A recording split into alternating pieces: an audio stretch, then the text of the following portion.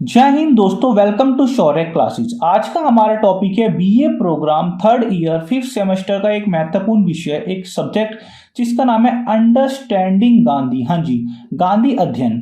इससे पहले एक वीडियो और इस चैनल पे आ चुकी है अंडरस्टैंडिंग गांधी से संबंधित।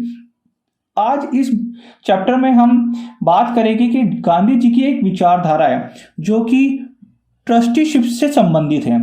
इनके बारे में गांधी जी के क्या विचार हैं, मैं यहाँ एक बात और आपको क्लियर करना चाहता हूँ। इस पूरी बुक में अंडरस्टैंडिंग गांधी की जो पूरी बुक है उसमें 5-6 ही ऐसी चीजें हैं जो बार बार घुमा घुमा के आई हुई है।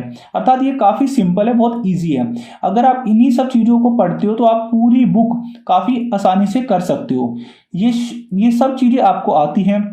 आपने बचपन से ही सुना होगा गांधी जी की हिंसात्मक प्रवृत्ति के बारे में उनकी क्या विचार थे, अहिंसा के बारे में उनके क्या विचार थे, सत्य के बारे में उनके क्या विचार थे, आंदोलन के बारे में उनके क्या विचार थे, स्वदेशी के बारे में उनके क्या विचार थे। ये सभी चीज गांधी जी के विचारों को ही हम गांधीवादी विचारधारा के नाम से जानते हैं और इन्हीं सभी चीजों को हम इस चैप्टर में पढ़ने की कोशिश करेंगे।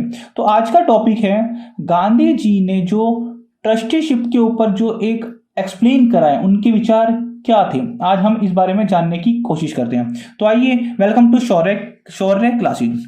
आपने अगर वीडियो को लाइक नहीं किया है तो प्लीज लाइक कीजिए और शेयर नहीं करा है तो अपने फ्रेंडों के साथ शेयर कीजिए। अगर आपको वीडियो इंफॉर्मेटिव लगता है तो प्लीज लाइक जरूर कर दीजिए यार। तो आइए हम शुरू करते हैं। गांधी जी का मानना था कि जो समाज में जो दो वर्ग हैं, जैसे हमने पहले बात की हुई है कि एक होता है पूंजीपति वर्ग, एक होता है साम्यवादी वर्ग। पूंजीपति वर्ग वो होता है जिसपे जो चंद इंसानों का ऐसा समूह होता है कि जिसपे संसाधन सभी होते हैं, मतलब समाज के सभी संसाधन कुछ चंद गिने चुने इंसानों के हाथ में ही होते हैं, उनको पूंजीपति वर्ग के नाम से जाना जाता है। एक होता है समाजवादी विचारधारा या साम्यवादी विचारधारा। ये एक ऐसी विचारधारा होती है जहाँ पे पूंजीपतियों का शोषण किया जाता है। यहाँ पे मैं आपको एक क्लियर करना चाहता हूँ, एक साइड पे अमेरिका की विचारधारा की बात होती है, एक साइड पे यूएसएसआर की विचारधारा की बात होती है। तो गांधी जी ने ये बोला है कि जिस प्रकार से कार्ल मार्क्स के अनुसार समाज में दो वर्ग हैं, अमीर वर्ग और पुअर वर्ग, रिच एंड पुअर, उसी हिसाब से समाज में दो ही वर्ग हैं, धनी व्यक्ति और मजदूर वर्ग।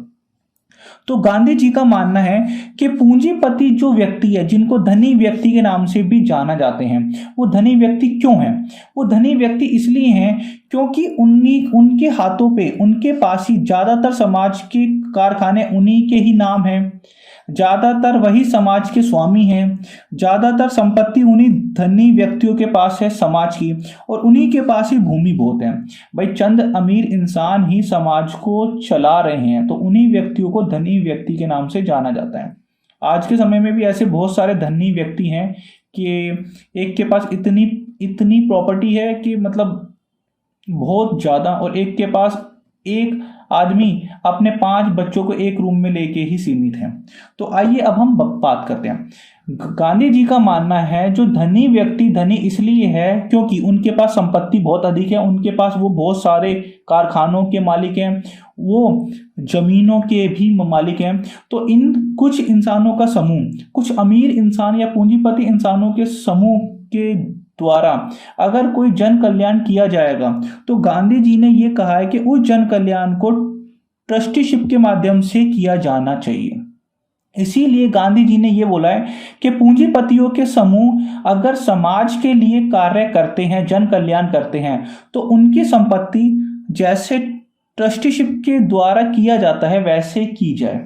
अब हम बात करते हैं कि ट्रस्टीशिप क्या होती है। बच्चा इसमें क्या होता है कि ट्रस्टीशिप एक प्रकार का ऐसा शब्द है कि जिसमें समाज के कुछ इंसान या कुछ समूह मिलके समाज का कल्याण करने की कोशिश करते हैं। जी हाँ, तो गांधी जी ने इसी पे विचार किया है कि पूंजीपति व्यक्ति अपनी संपत्ति को एकत्रित ना करके, इकट्ठे ना करके उस संपत्ति का वितरण कर दे, गरीबों में बांट दे। गरीबों में बांटने का अर्थ है ऐसा नहीं कि भाई सभी गरीबों को 1000 रुपए, 2000, 5-5 हजार रुपए दान कर दो, नहीं।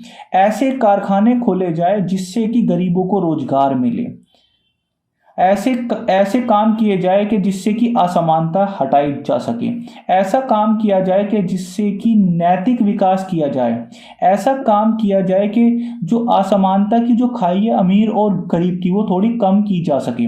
तो आइए अब हम आगे बात करते हैं। गांधी जी की जो ट्रस्टीशिप अवधारणा है उसमें उन्होंने ये बोला है कि समाज में जो धनी व्यक्ति हैं, अगर ये समाज का कल्याण करना चाहेंगे और अगर ये समाज का कल्याण करेगी तो समाज में जो असमानता है ये काफ़ी हद तक कम हो जाएगी। क्योंकि गांधी जी का मानना है जो समाज में असमानता होती है वो धन के आधार पे भी होती है। जी हाँ, धन के आधार पे अमीर व्यक्ति की खाई काफ़ी अधिक हो जाती है, क्योंकि उनका मानना है कि समाज के बहुत बड़े हिस्से पे चंद इंसानों का ही अधिकार है और बहुत ज्यादा इंसानों के पास समाज का बिल्कुल छोटा सा क्षेत्र है। तो गांधी जी का मानना है कि एक ऐसे ट्रस्ट का निर्माण किया जाए, कि ऐसे पूंजीपति समूह का निर्माण किया जाए जो समाज में समाज कल्याण, जन कल्याण की ओर ज्यादा आकर्षित हो। उनका मानना है कि अगर अमीर व्यक्ति, पूंजीपति व्यक्ति अपरिग्रह सिद्धांत को अपना ले। अपरिग्रह सिद्धांत क्या होता है कि संपत्ति अर्जित ना करना। चलो कोई भाई, अगर व्यक्ति है वो अमीर है और वो अगर कोई बच्चा अमीर घर में पैदा होता है तो उसके पास इतनी प्रॉपर्टी होनी चाहिए कि जितना वो उसका उपयोग कर सके। कुछ अमीर इंसान, कुछ धनी इंसान ऐसे हैं कि उनके पास जो प्रॉपर्टी है वो मतलब इतनी ज़्यादा है कि वो उसका पूरा उपयोग भी नहीं कर पाते।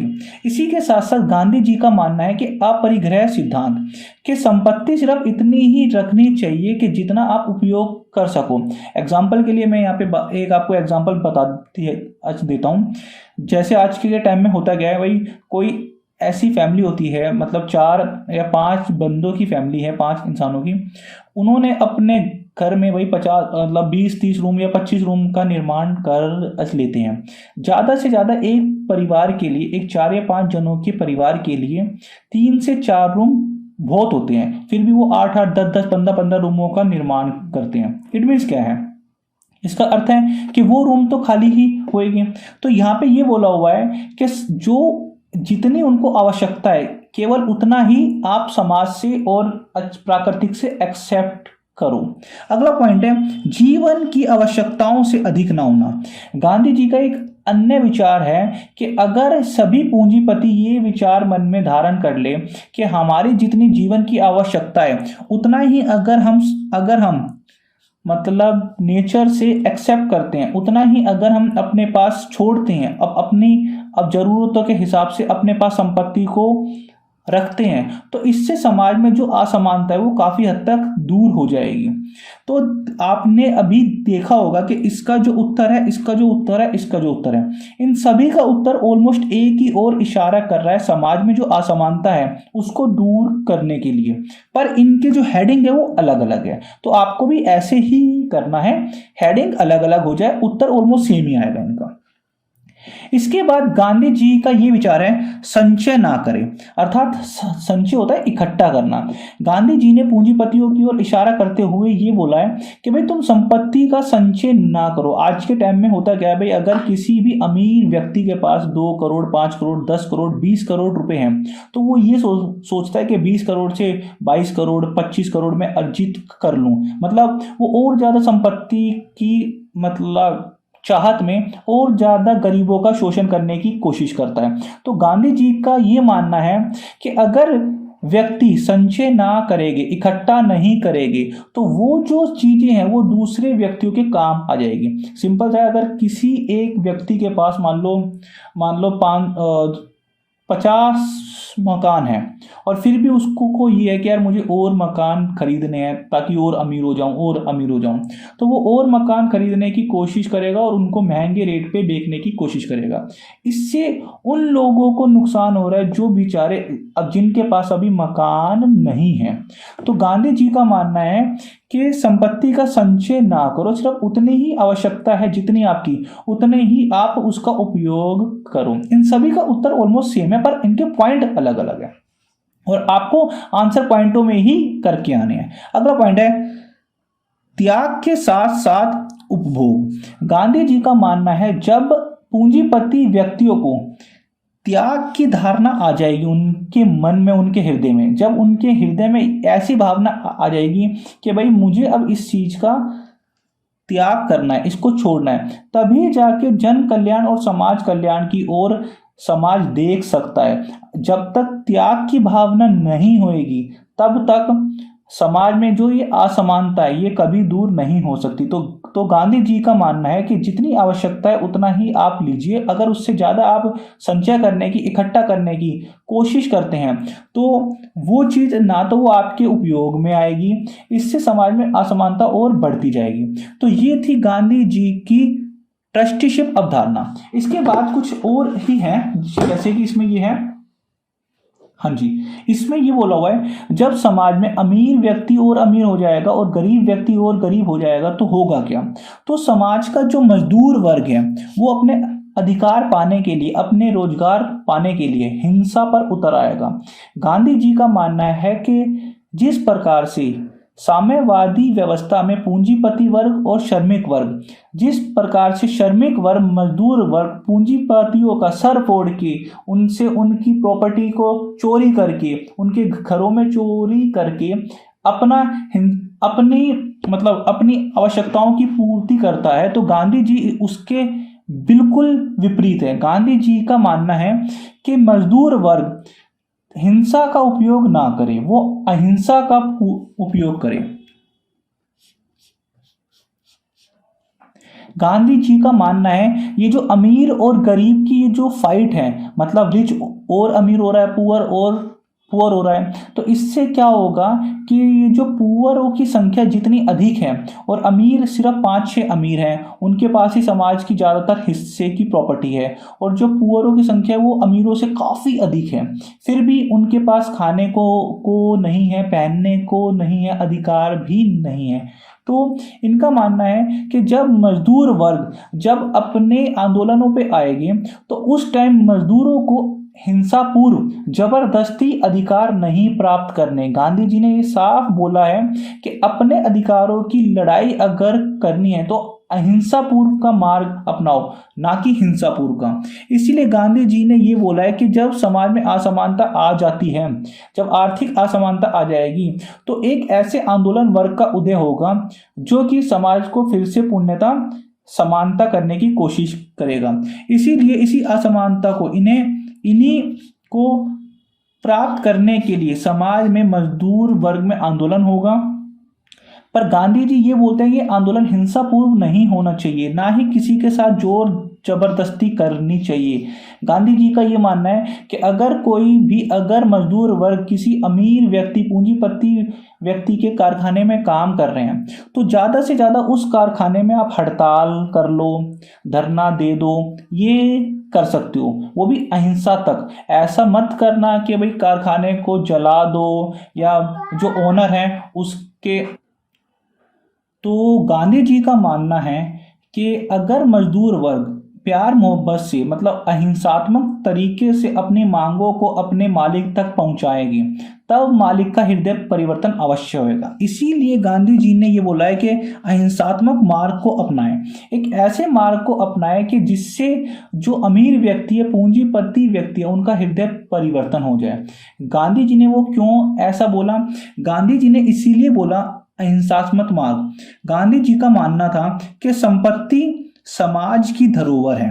गांधी जी ने ये बोला कि भाई जो संपत्ति है वो समाज की ही धरोहर है, किसी एक व्यक्ति की नहीं है। हर एक आदमी को, जो पूंजीपति है, उसको ये समझना वो चाहिए कि जो भी उसके पास संपत्ति है वो पूरे समाज का अधिकार है। उसका अधिकार केवल इतना है कि जितना उसकी आवश्यकता है। इसीलिए गांधी जी ने ये कहा कि अगर मजदूर वर्ग अहिंसात्मक मार्ग से आंदोलन करते हैं तो एक ना एक दिन पूंजीपतियों का हृदय परिवर्तित होएगा और उनको ऐसा फील होगा कि समाज की जो उसके पास संपत्ति है वो समाज की ही धरोहर है। जैसे यार भारतीय इंडियन मूवीज में आता था ना कि जब मिल के जो मालिक होते थे, कारखानों के मालिक होते थे, वो मिल को बंद कर देते थे, तो जो उसमें कारखाने में जो मजदूर होते थे वो आंदोलन कर देते थे, कारखानों को आग लगा देते थे। ये जो अक्सर हीरो उस टाइम आ जाता था, ऐसा कुछ है। तो इसी के साथ साथ गांधी जी का एक और विचार है, जीविका निर्वाह ही। गांधी जी का मानना है कि अगर सभी इंसान, क्या वो पूंजीपति हो क्या वो श्रमिक हो, समाज से सिर्फ इतना ही एक्सेप्ट करे कि जिससे कि जितना उसका घर परिवार चल सके, मतलब खाना पीना उसका हो सके, उतना ही अगर वो एक्सेप्ट करता है, उतना ही अगर वो समाज से लेता है, तब समाज में जो असमानता वो ज़्यादा बहुत कम हो जाएगी। इसी के साथ साथ गांधी जी का मानना है जो कि निर्धन व्यक्तियों में बांट दे।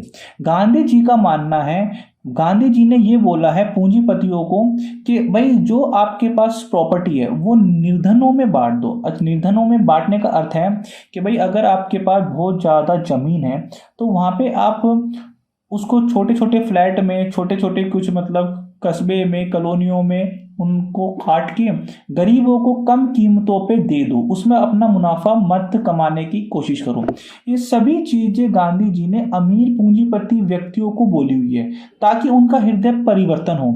इसी के साथ साथ है, गांधी जी ने यहाँ पे बोला हुआ है, अगर समाज का कल्याण करना चाहते हैं तो उद्योग धंधों को, जो भी उद्योग धंधे हैं उनको स्वदेशी बनाया जाए, अर्थात ऐसे उद्योग धंधे खोले जाए कि जिससे ज़्यादा से ज़्यादा रोजगार उत्पन्न हो सके। ज़्यादा से ज़्यादा प्रॉफिट नहीं, लाभ नहीं, रोजगार की बात यहाँ पे की गई है कि ऐसे रोजगार जनित किए जाए, उत्पन्न किए जाए कि जिससे समाज के हर एक व्यक्ति को उसका लाभ हो, ना कि पूंजीपतियों का लाभ हो। जैसे एग्जाम्पल के लिए अगर एक जोड़ी, अगर मैं शूज़ की बात करता हूँ और वो कारखाने में एक जोड़ी शूज़ अगर मान लो 300 रुपये का बनता है और वही जूता जब शोरूम में जाता है तो 1500 रुपये का हो जाता है। वो सारे पैसे शोरूम के पास चले जाते हैं, जो 700 रुपये का अंतर आएगा वो शोरूम के ओनर के पास है। और यही जो 300 रुपये हैं वो भाई जो उसमें से कुछ पैसे उस शूज को चिपकाने वाले, कुछ पैसे उस शूज को सिलाई करने वाले, कुछ पेस्टिंग करने वाले, कुछ औरों में चले जाएंगे। अर्थात ये 300 रुपये तो सिर्फ 4-5 आदमियों में बढ़ जाएगी, पर जो 700 रुपये वो अमीर की जेब में ही जाएगी। तो गांधी जी ने ये बोला है कि जन कल्याण करो, समाज कल्याण करो, ऐसे उद्योग धंधों को खोलो जिसमें हाथ का हुनर सिखाया जाए। ये आगे अभी आएगा, मैं आपको एक्सप्लेन कर दूंगा। इसके साथ साथ गांधी जी का मानना है कि जन कल्याण, समाज कल्याण के साथ साथ जन कल्याण भी। भाई समाज कल्याण करने तो आ गया पूरा समाज, लेकिन जन कल्याण में क्या है कि व्यक्ति को खुद अपने बारे में अपना एक नैतिक कल्याण करना पड़ेगा। उसको एक नैतिक विचारधारा अपनानी होगी कि भाई जो संपत्ति वो समाज की है, मेरे अकेले की नहीं है। और पूरे समाज का कल्याण ये होगा कि समाज में जो भी उद्योग खोले जा रहे हैं वो पूरे समाज के फायदे के लिए मतलब की जाए। पर ये ऐसे उद्योगों जिसमें ज़्यादा से ज़्यादा रोजगार उत्पन्न हो सके, जो कि गांव में रोजगार उत्पन्न हो सके, ना कि शहरों में। अगला पॉइंट है गांधी जी की न्यायशीता धारणा। भाई गांधी जी ने कुछ न्यायशीता धारणा बताई हुई है कि गांधी जी के अनुसार संपत्ति का जो न्याय है वो इस प्रकार से किया जाना चाहिए कि अगर पूंजीपति अपना धन अपना ना समझकर समाज की धरोहर ही समझे, तभी पूंजीपति के पास जितनी संपत्ति है उस संपत्ति से समाज का न्याय हो जाएगा। इसके साथ साथ पूंजीपति का हृदय परिवर्तन करके असहयोग द्वारा। यहाँ पे गांधी जी ने बोला हुआ है कि भाई अगर कोई पूंजीपति व्यक्ति है और उसके पास बहुत ज़्यादा संपत्ति है तो उसके घर के सामने, दफ्तर के सामने आंदोलन किए जाए, वो भी शांतिपूर्ण तरीके से। उसको एक ना एक दिन ऐसा आएगा कि उसका हृदय परिवर्तन होगा और उसको फील होगा कि भाई हाँ, ये जो गरीब लोग मेरे घर के सामने खड़े हैं, भाई ये इनको भी इनका हक मिलना चाहिए। तो गांधी जी का ये मानना है कि अगर पूंजीपतियों का हृदय परिवर्तन हो जाता है तो इससे क्या होगा, समाज में ये एक अच्छा मैसेज जाएगा। इसी के साथ साथ गांधी जी ने ये बोला है जो हृदय परिवर्तन अगर उनका करना चाहते हैं तो मजदूरों को हिंसा नहीं करनी, सत्याग्रह करना होगा। हड़ताल करनी होगी, धरना प्रदर्शन, वो भी शांतिपूर्ण तरीके से, ना कि फाइट से। इसी के साथ साथ है सहयोग मूलक नीति। गांधी जी का मानना है कि अगर 2 या 4 अमीर व्यक्ति ने इस चीज को शुरू कर दिया कि भाई अपनी संपत्ति को बांट देना, गरीबों के लिए दान कर देना, तो इससे क्या होगा, अन्य अमीर व्यक्तियों को भी थोड़ा प्रोत्साहन मिलेगा, थोड़ी उनको भी मोटिवेशन आएगी कि भाई उस अमीर व्यक्ति ने अपनी प्रॉपर्टी दान कर दी। यहाँ पे मैं एक इंसान का एग्जांपल देना चाहता हूँ जो कि पूरे भारत में सबसे महान इंसानों में है। जी हाँ, आप समझ गए हैं मैं किन अमीर व्यक्ति पूंजीपति की बात कर रहा हूँ। रतन टाटा, वो एक ऐसे इंसान है कि उन जैसा इंसान सदियों में ही जन्म लेता है, और हम बहुत खुशकिस्मत हैं कि उन जैसा इंसान भारत में उन्होंने जन्म लिया। रतन टाटा जो हैं वो एक उद्योगपति होते हुए भी उन्होंने इतना जन कल्याण करा है, समाज कल्याण करा है, अगर उनको देख के ही अन्य पूंजीपति भी उनके बराबर ना सही कुछ उनका योगदान का सिर्फ 1% भी अगर वो कर दे दूसरे पूंजीपति, तो भारत में जो गरीबी है, जो असमानता है, वो काफी हद तक कम हो जाएगी। तो आइए अब हम बात करते हैं अगले पॉइंट पे। अब गांधी जी का आर्थिक विचारधारा, ये काफी इंपॉर्टेंट है। ये जो आपका क्वेश्चन आता है वो 2 क्वेश्चनों को 3 क्वेश्चनों को जोड़ के ही बनता है। इस पूरे चैप्टर का नाम है गांधी जी की ट्रस्टीशिप और आर्थिक विचारधारा। उनका मानना है कि आर्थिक विचारधारा अब ये किस प्रकार से की है। अगर आपने चैनल को लाइक नहीं किया है, चैनल का नाम है शौर्य क्लासेस, यार शेयर कर दो यार, लाइक तो कर ही सकते हो, और सब्सक्राइब नहीं करा है तो आप सब्सक्राइब भी कर सकते हो। इसके साथ साथ ही इसकी एक वीडियो और पहले आ चुकी है, साथ के साथ पॉल साइंस की, हिस्ट्री की, इकोनॉमिक्स की, first year, second year, final year, सभी सेमेस्टर की वीडियो चैनल के ऊपर उपलब्ध है। गांधी जी की आर्थिक विचारधारा क्या थी। उनका मानना था कि भाई ये जो अमीर व्यक्ति हो रहे हैं, ये अमीर क्यों हो रहे हैं, औद्योगिकरण के कारण। गांधी जी का ये मानना है कि हमें औद्योगिकरण को नहीं अपनाना। इससे क्या होएगा, औद्योगिकरण होने से अमीर व्यक्ति और अमीर हो जाएगा, गरीब व्यक्ति और गरीब हो जाएगा। क्यों, जैसे एग्जाम्पल मैं आपको बताता हूं। अगर कहीं 100 व्यक्ति काम कर रहे हैं, मान लो कहीं पे 100 व्यक्ति काम अगर कर रहे हैं, वहां पे एक कंप्यूटर आ जाता है, मतलब कि वहां पे उधर अगर कोई भी तकनीक आ जाती है तो 99 इंसान बेरोजगार हो जाएंगे। ऐसा क्यों, क्योंकि एक कंप्यूटर ही 100 बंदों का काम संभाल सकता है। तो यहाँ पे गांधी जी का मानना है कि औद्योगिकरण का विरोध करना है, अर्थात औद्योगिकरण में जो बड़ी बड़ी मशीनें हैं, जो अमीर व्यक्तियों की, पूंजीपतियों का जो उन्होंने प्रोजेक्ट अपने धन कमाने के लिए उन्होंने स्थापित किया है, उसका विरोध करो। इसी के साथ साथ उनका अगला विचार है बड़ी मशीनों का विरोध। गांधी जी का मानना है कि अगर समाज में जन कल्याण को लेके आना है, समानता को लेके आने हैं, तो इन बड़ी मशीनों का इस्तेमाल मत करो, इनका विरोध करो। क्योंकि बड़ी मशीनों से क्या होगा, जो समाज में जो बेरोजगार आदमी है उसको इतनी संख्या में रोजगार नहीं मिलेगा, और अमीर व्यक्ति और अमीर हो जाएगा, गरीब व्यक्ति और गरीब हो जाएगा। गांधी जी का मानना है कि सभी व्यक्तियों को हाथ का हुनर सिखाया जाए, जैसे आईटीआई में सिखाते हैं हाथ का हुनर। गांधी जी का मानना है कि स्कूल लेवल से ही उनको हाथ का हुनर सिखाया जाए, ऐसे हुनर सिखाया जाए कि वो किसी के सामने जो मांगने ना जाए, बल्कि जब तक वो जीवित है वो अपना हाथ के हुनर से ही अपने वो कार्य को कर सके। गांधी जी का मानना है कि गांवों में जो कुटीर उद्योग होते हैं, जो छोटे हथकरघा उद्योग होते हैं, उनका विकास किया जाना चाहिए, ना कि मशीनों का। उनका मानना है कि गांव में जैसे खेती करो, बागवानी करो, मत्स्य पालन वो करो, जैसे कि लुहार का काम हो गया, सुनार का काम हो गया, जैसे बढ़ाई का काम हो गया, ऐसे काम को करो ताकि आपके हाथ के हुनर जिसमें हो सके। गांधी जी का मानना है समाज में समानता तभी उत्पन्न हो पाएगी अगर स्वदेशी धर्म को अपनाएं। अब भाई स्वदेशी धर्म क्या है, स्वदेशी धर्म है कि अपने देश की वस्तुओं का ही इस्तेमाल करो। आज मोदी जी यही चीज बोलते हैं कि भाई खादी को अपनाओ, अर्थात भारत के लोग खादी को अगर अपनाएंगे तो उस खादी से जो इनकम आएगी वो गांव के लोगों तक ही पहुंचेगी, क्योंकि जो कपास जो खादी आ रही है वो गांव के छोटे छोटे कुटीर उद्योगों से ही वो आ रही है। तो महात्मा गांधी का ये विचार है कि औषधियां को अपनाओ, औषधियां को विदेशों में आप बेच सकते हो, दवाइयों को बेच सकते हो। मतलब स्वदेशी धर्म क्या है कि यहाँ पे भारत के लोग अपनी औषधियों का ही प्रयोग करें, अपनी दवाइयों का ही प्रयोग करें, जन कल्याण भारत के लोगों के लिए ही करें। अगर हम विदेशी औषधियों का इस्तेमाल करते हैं, दवाइयाँ का इस्तेमाल करते हैं, तो वो सारा पैसा तो विदेशों में चला जाता है। तो गांधी जी का मानना है कि भारत ऐसा देश है जहाँ पे औषधियाँ भरपूर हैं। अगर यही औषधियाँ हम विदेशों में बेचें तो वो काफ़ी ज़्यादा इनकम होगी हमें, ना कि हम बहुत बड़ा अपनी सैलरी का हिस्सा विदेशी औषधियों पे खर्च करें। इसके साथ ही साथ गांधी जी का एक अन्य विचार है शाश्वत धर्म।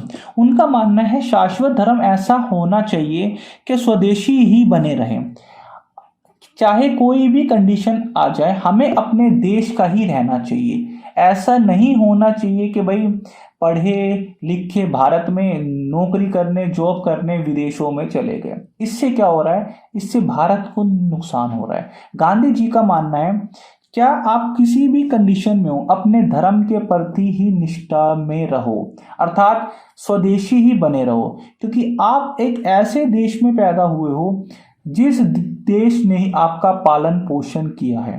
तो गांधी जी का मानना है कि अगर आप में थोड़ी देशभक्ति भी और आ जाएगी, भाई जब आप में जन कल्याण की भावना आएगी, समाज कल्याण की भावना आएगी, तब आप में ऑटोमेटिकली देशभक्ति आनी शुरू हो जाएगी। जब देशभक्ति आनी शुरू हो जाएगी तो आप अपने स्वदेशी चीज़ों का उपयोग करना शुरू करोगे, स्वदेशी वस्तु का उपयोग करना शुरू करोगे। जैसे अभी पिछले कुछ टाइम से भारत में चाइनीज वस्तुओं का इस्तेमाल थोड़ा कम होना शुरू हो गया। क्यों? क्योंकि लोगों में जागरूकता आ रही है कि भाई चाइना की वस्तुएं ना खरीद के भारतीय वस्तुओं को ही ज़्यादा हमें मतलब खरीदने की कोशिश करनी चाहिए, ताकि भारत के लोगों को इसका फायदा हो। इसी के साथ साथ इनके विचारों, आज के टाइम में गांधी जी के विचारों की आलोचना भी की गई है। भाई आलोचना क्यों की गई है? आलोचना का अर्थ होता है किसी भी चीज की बुराइयां, किसी भी चीज की अवगुण, किसी भी चीज की हानियां। तो गांधी जी की आलोचना इसलिए की गई है क्योंकि आजकल के इतिहासकार तथा राजनीतिक शास्त्र का मानना है, राजनीतिक चिंतनों का, कि भाई आज के समय एक वैश्वीकरण का टाइम है। वैश्वीकरण का अर्थ होता है भूमंडलीयकरण, जिसको ग्लोबलाइजेशन के नाम से जाना जाता है। उनका मानना है एक देश विश्व के अनेक देशों के साथ जब संबंध स्थापित करता है, क्या वो आर्थिक हो, राजनीतिक हो, सांस्कृतिक हो, सामाजिक हो, तो वैश्वीकरण की प्रतिक्रिया के अंतर्गत ही होता है। तो गांधी जी के जो विचार हैं ये हो सकता है काल्पनिक या एक राम राज्य के विचार हो सकते हैं, परंतु आज के समय में जब पूरा विश्व एक छत के नीचे आ जाता है तो ये चीजें इंप्लीमेंट करना काफी मुश्किल हो जाता है। इसीलिए कुछ इतिहासकारों ने गांधी जी के इन विचारों की, अर्थात जो कि गांधी जी के ट्रस्टीशिप का विचार है, उनकी अवहेलना करी है। उनका मानना है कि ये इसीलिए ये नहीं हो सकता क्योंकि आज समाज में लोग अपनी इच्छा से, अपनी काबिलियत से लोग धन अर्जित कर रहे हैं। इसके साथ साथ से अगर समाज आगे बढ़ रहा है, अगर भाई लोग बाग तकनीक को नहीं अपनाएंगे, उद्योगों को नहीं अपनाएंगे, तो हमेशा लोग गांवों में ही रह पाएंगे, कभी भी लोग विकास नहीं कर पाएंगे। अगर मान लो भारत ने तकनीक नहीं अपनाई तो भारत विश्व के अनेक मुल्कों से पीछे हो जाएगा और भारत में जो वस्तुओं की क्वालिटी है वो भी नहीं हो पाएगी। इसीलिए युग विरोधी हैं, हमें समय के साथ साथ अपनी नीतियों में परिवर्तन करना चाहिए। इसके साथ साथ अव्यवहारिक सिद्धांत, गांधी जी का ये मीन्स आज के कुछ राजनीतिक चिंतनों का मानना है कि ये अव्यवहारिक है, ये आज के टाइम में नहीं हो सकता। अगर सभी व्यक्ति हाथ का हुनर सीख ले, अर्थात मान लो कोई एक इंसान है, उसको बिजली का भी काम आता है, उसको फिटिंग का भी काम आता है, उसको कारपेंटर का भी काम आता है, उस मोबाइल सही करने का भी आता है, गाड़ी सही करने का भी आता है, तो फिर वो बाहर तो जाएगा ही नहीं, वो अपने काम स्वयं कर लेगा। जब वो अपने काम स्वयं कर लेगा तो दूसरों को इनकम जनरेट नहीं हो पाएगी। आपको आई थिंक ये चैप्टर समझ में आ गया हो। अगर आपको ये चैप्टर समझ में आया है, अच्छा लगा, थोड़ा भी अगर आपको समझ में आया तो यार वीडियो को लाइक करना मत भूलिएगा। चैनल को सब्सक्राइब नहीं करा है तो चैनल को सब्सक्राइब कीजिए। और आप अगला टॉपिक किस सब्जेक्ट और किस सेमेस्टर पे चाहते हो आप मुझे कमेंट करके जरूर बताइए। जय हिंद, जय भारत।